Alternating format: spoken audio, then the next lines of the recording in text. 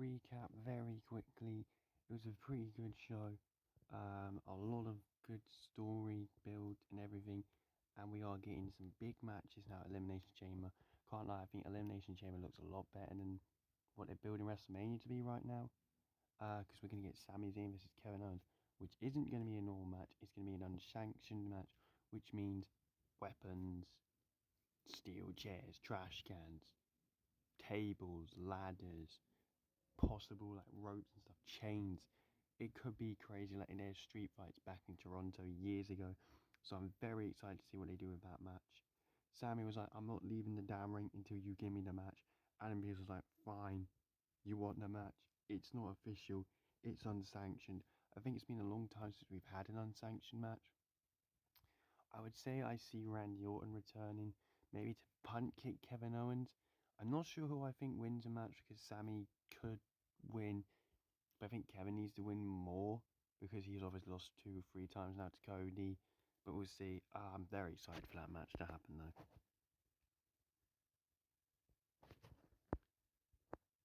Judgment Day drama yet again backstage.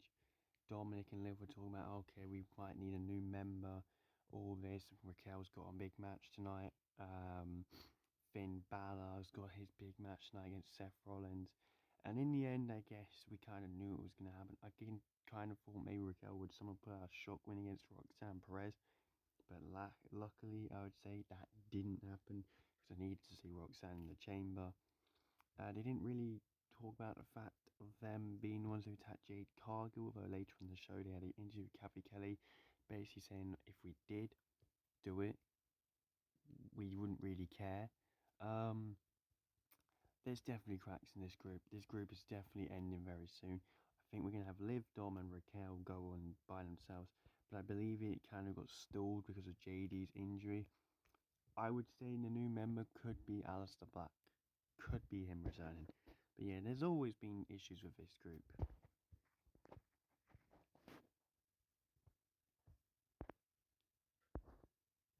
Braun Breaker attacked Dominic Mysterio after the match from AJ Styles and Dominic. This was actually a really strong match. I really enjoyed the whole match. Um, Dominic nearly pulled out the shock win. There was a distraction by Carlito. Dominic went for the roll up and it was so close to being a free count for, oh my god, they actually pulled the trigger. Dom winning. And then AJ caught him into the Styles Clash for the 1, 2, 3. Really good match. Good to see AJ back. He hasn't lost it and he's not washed. People calling AJ washed can shut up. Braun Breaker then turned up to try and spear AJ Styles. AJ moved out of the way. Dom took a nasty spear, sold it really well. Dom's selling is always on point. And I could see maybe us getting Braun versus Dom versus AJ at Elimination Chamber for the title. Or just a one-on-one Dom and AJ again. And then it's the number one contender to see if it's Braun Breaker.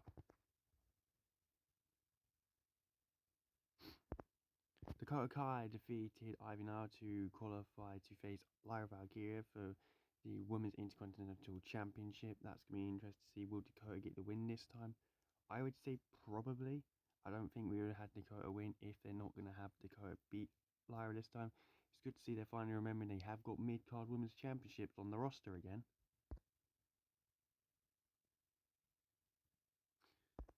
Jey Uso and Gunter brawled. Look, the brawl was good. I'm going to get into more of the Gunter stuff a bit later on because I'm enjoying this feud. I think it's working, and I think it could probably main event night one of WrestleMania. However, they're going to keep needing to do this, but I can really see the potential of this being a very good match again.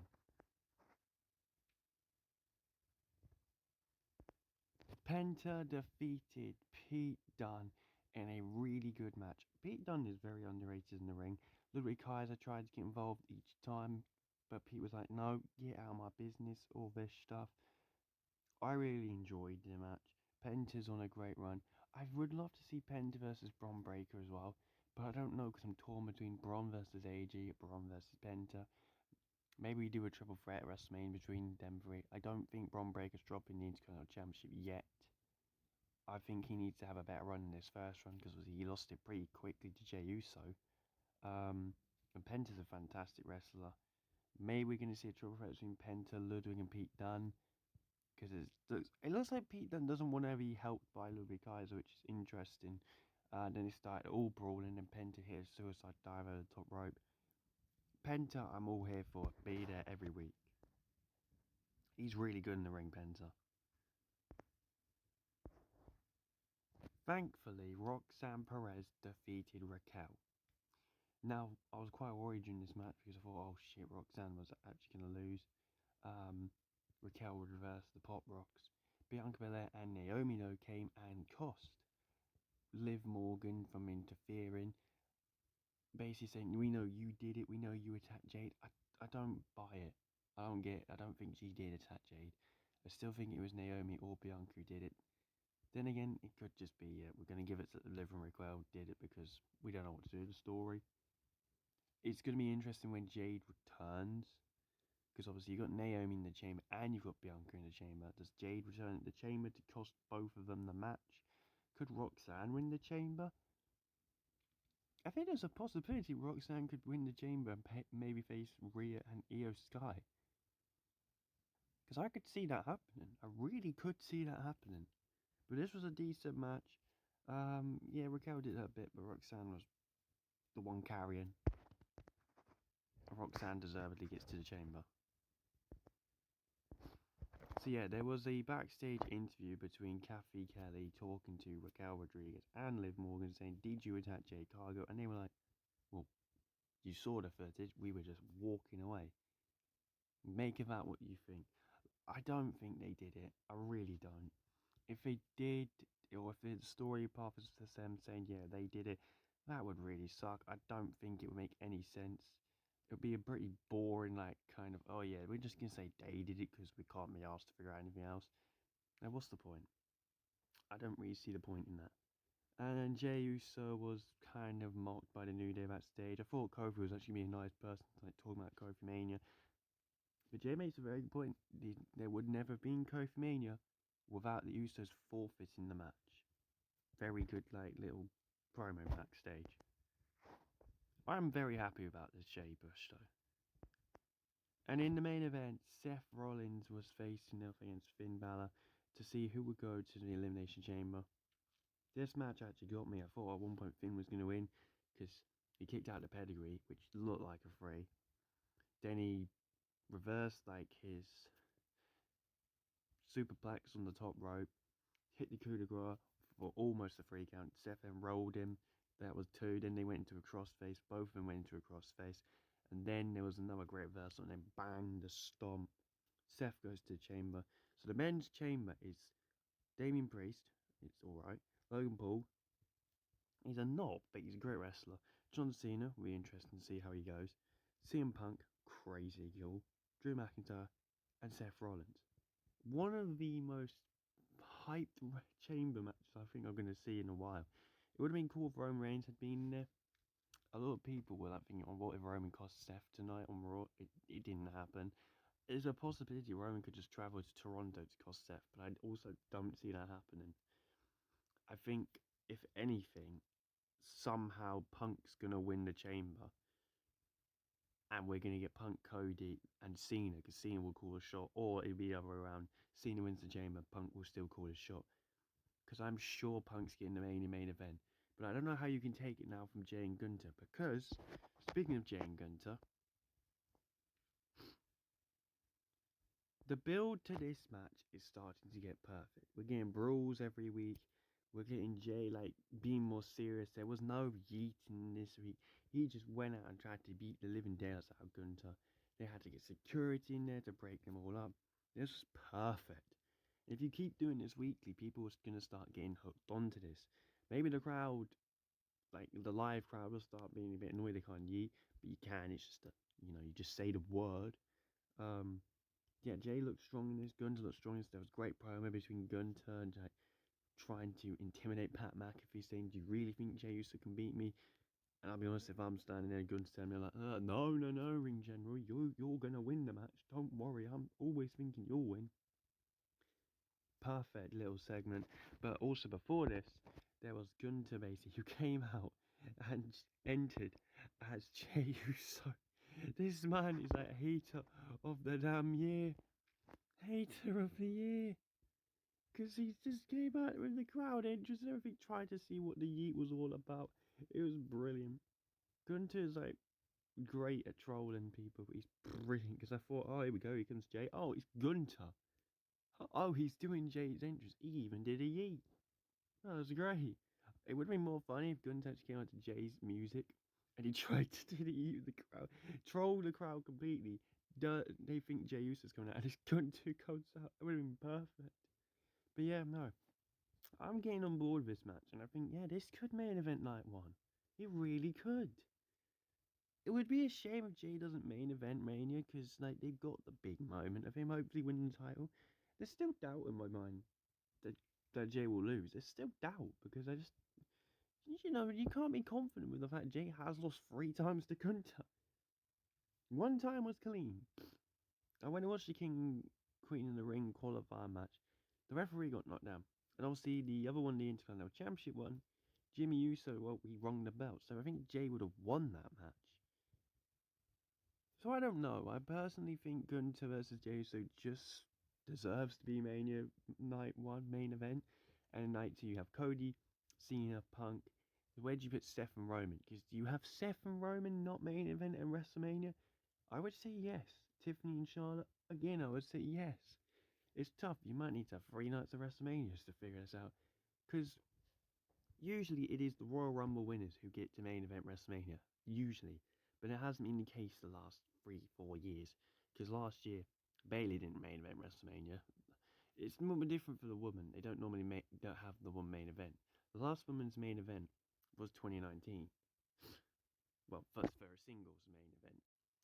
Obviously, the last 2 nights of a woman main event, I believe, was Bianca Belair versus Sasha Banks at WrestleMania 37. Because 38, it wasn't Charlotte Ronda main eventing, it was Kevin Owens and Stone Cold. Obviously, the Rumble winner for the men, Brock Lesnar, he main evented. And obviously, for WrestleMania 39, Cody did main event. But Rhea Ripley did not main event. They had a tag team match, which I think was the right choice to main event. Because again, the story was better. Charlotte versus Rhea's match was fantastic, don't get me wrong, but the story build up to it was way better for the tag team match.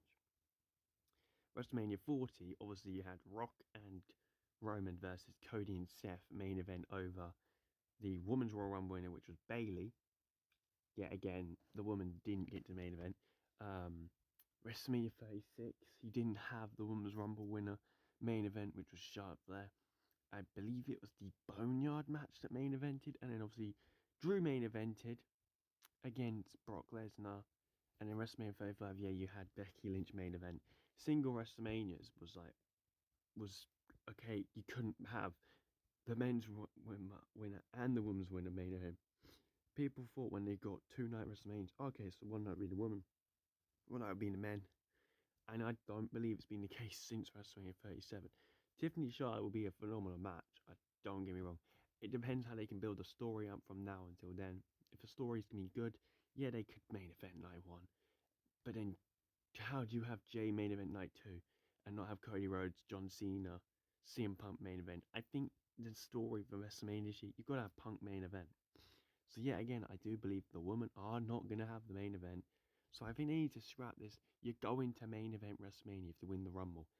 It should just be, you're going to Mania for a title shot.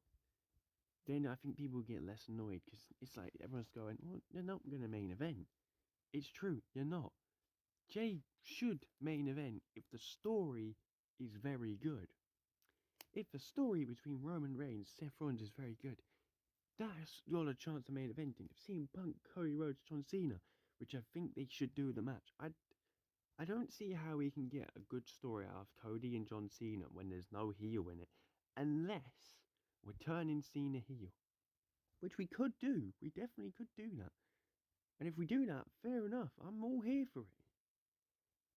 Whereas Punk, Cody, again, there's no heel, but you've got the story already.